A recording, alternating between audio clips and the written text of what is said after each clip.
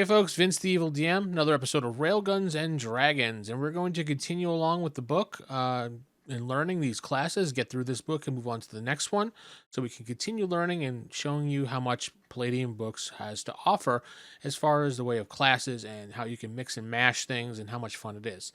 Thank you for all the feedback that everybody's given me in the comments and encouraging words on social media as well. You can follow me at the Evil DM on Twitter. X the Evil DM X on Instagram. I wasn't able to get that name properly, so you can. But Instagram, I'll throw up pictures of books and things like that I've collected over the years. It's not just Palladium, but other gaming stuff. I usually just keep my posts and everything to gaming related stuff. I don't like to, dabble in other stuff because it's, we're here to game, right? Anyway, let's head right into the book. Let me pop that open for you. And we're going to do physical training this week. One of the most overlooked classes in Heroes Unlimited Basic. I know a lot of people that have actually looked at this class and went meh, or wow, that's pretty boring, but in fact, they're actually pretty badass for just a normal human. They don't have superpowers like the rest of the characters in the book, so to speak, but they are humans in top physical shape, hone their bodies into a living machine of destruction. At least that's how I think about it. They'd rather use the silent method to attack and kill people rather than the aggressive, loud method. They would rather use a bow and arrow than use a machine gun or a gun, because the bow and arrow can be honed and tuned into your body with your muscles and strength and mind to hit the target you want without making a lot of noise. Sure, it's going to make a whoosh, but minimal compared to a machine gun that's going to scream out and you can't control it all the time. So anyhow, I know I'm talking a lot, but let's just get into the class here. Let me show you. So basically, the first things first, you're going to want to determine your attributes like normal, like it says, just determine it as normal. You're going to hold off on your hit points in your SDC. Now, this is the first time that I've seen here in the book that I can recall them actually saying, write them down in pencil, which I've never seen that, because you'll be changing everything to all the physical stuff you've picked. Now, why did they put this here? I'm unsure, because basically you're always changing your attributes for the most part. If you're picking physical skills on any of your characters, chances are you are picking at least one or two, and you're going to be changing a couple things. But here's one point that they made to make that saying use a pencil to write down your attributes. Education is rolled as normal, but the one thing that is different is that you subtract one full skill program from however many you get. And the reason for that is because you get a whole suite of physical skills, which we'll go over in a moment. So let's go head over there, and here we go at the top of the page. So you get your education, your skill programs, you minus one off, and you get this whole suite of physical skills and bonuses. You get to select, before we continue, jot these down first, and after you jot these down and you start picking your skill programs, if you have them left, or your secondary, don't pick physical skills, it tells you right out flat. Don't, because you're getting so many right here. All right, so right off the bat, you get 8 physical skills, which you get a 20% bonus if applicable. I mean, most of them just give you bonuses to stats and things like that, and SDC and whatever else. Some of them have some percent bonus, but you get a 20% if you have one. You get 3 espionage skills at a bonus of 20% right off the bat. And you get to select a hand-to-hand martial arts or expert. And if you're evil aligned, and I say evil aligned or aligning towards evil, because there is no real good evil, it's just good, it's aligning yourself to a side, you can select assassin. But it has to be approved by the GM.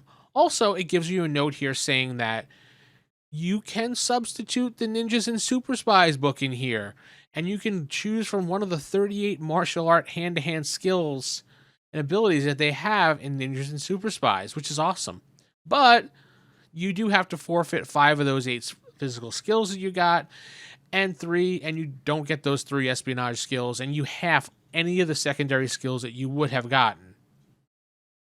And you're considered a worldly martial artist. That was a tongue twister for a second.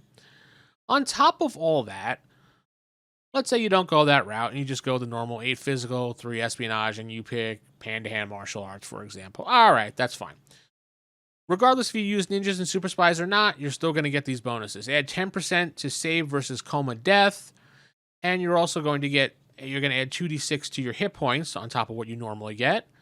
And you're going to get 3d4 times 10 to your SDC on top of what you normally get of that natural 30 you get. So that's awesome. And you get 1 additional melee attack. So right off the bat, you're starting out with 3 melee attacks. And we haven't added in hand-to-hand or martial arts or expert or anything like that, or any other skill, physical skill that'll give you extra attacks. So you're sitting at 3 attacks right now. Hand-to-hand, expert, martial arts, you're going to get at least 2 more. So you're sitting at 5 attacks. Right off the bat, right there. So on top of that, now, I said there really weren't powers, so to speak. Well, you have special abilities. Since you've honed your body, toned physically and mentally in your mind, you have the abilities of a power punch, which counts as an inner will. You're using your chi inside your body. It counts as 2 actions or 2 melee actions or 2 attacks, depending on how you look at it, out of all of your attacks to use 1 power punch. So if you have 5 attacks and you're going to power punch, that's 2 of your 5 attacks right there just to do 1 punch. It's at 3d6 damage. So, but don't forget, your strength bonus will add to that as well. And if you're using something else, that could add to it as well too. You also have a power kick, which is 4d6 damage. And it's the same thing, 2 melee attacks.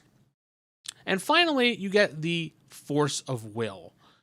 Now, I thought this was kind of cool that they had this ability. It basically allows you to lose all your STC and all your hit points going into the negative 40, which is more than the standard more than the standard PE limit that allows you to go into the negatives. You could do this for 24 hours total. But during this time, you're kind of restricted on what you can do. You can only have 1 action or 1 attack melee per turn. You can't use your power punches or abilities, obviously, because they need 2 attacks at minimum. You can't. Your speed is reduced in half. Your bonus to strike, parry, and dodge, if you had big bonuses on it, now you got a big fat 0.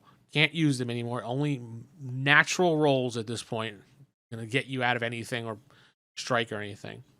You have 24 hours when you're in this period to, I guess, escape, hide, find medical professional treatment to save your life. If you do not, you can die. So you need someone like a doctor and a hospital to bring you back to at least 2 hit points so you can survive the day. Now, finishing up this character, there's only a couple last things to do, and that's doing the money. 46 times $100 are available, ready cash. Now, if you're playing, this is obviously a game that was based in the 80s, because this is basic edition. If you want to adjust that to a little bit more, because you feel that's not enough money to have a hand-to-hand and maybe not more realistic to the 2020s now. So that's really up to you. The car could be a brand new car, could be an old car, it could be whatever you want. You're the GM, do whatever you want. Sometimes you just make players happy if they want something like, a Humvee or something like that. Just give it to them. Make them happy. And the last thing you do is don't forget your 30 SDC, which is pretty much standard for a lot of classes, a 30 SDC. And you're going to add that on top of your 3d4 times 10 bonus. So right off the bat, you're going to have 30 plus, let's just say you rolled a 1s, another 30, 60. So at minimum, you're going to have a 60 SDC. Let's not count if you're going to roll all 4s, because we all know that's possible. And that is the physical training character. While it's really overlooked by quite a few people, I honestly think that it should be given a second chance, and it should be played with a lot of fun, because it can be a fun character class. Sure, you're not going to be the guy flying in the air, the guy, probably blasting his way through doors, melting things with your eyes, but You do have a pretty badass punch, badass kick, and you could survive a lot longer than most people when it comes to it. Everyone else could be dead, but your character is still limping around trying to figure out a way to solve the issue at hand. So, I don't know. Tell me what you think. Have you played this class? Have you seen someone play this class? Did they have a lot of fun playing this class? I don't know. You tell me. Leave a comment below. Don't forget to hit like, subscribe if this is your first time here, share the video, and leave me a note. Ask the DM at theevildm.com. Head to my website, The Evil DM. I usually post up these videos on there saying I've posted a new video. You can leave a comment there. So I'm going to head out. Keep original, keep it old school, and good night.